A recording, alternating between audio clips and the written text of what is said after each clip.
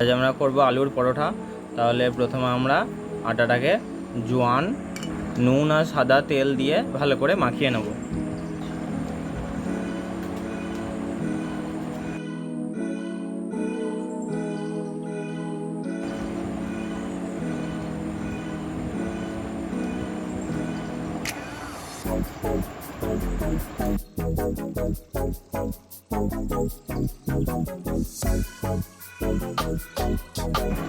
এই আমাদের ময়দার ডো রেডি।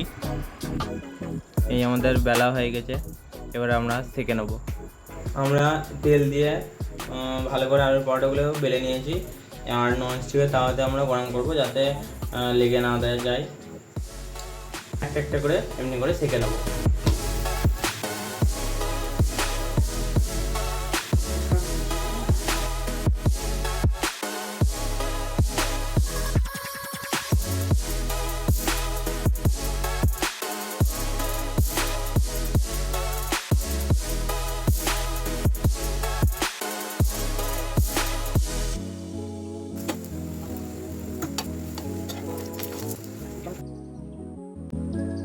ফুলে উঠেছে, এবারে আস্তে আস্তে সবগুলো সেঁকে নেব। এই আমাদের আলুর পরোটা রেডি।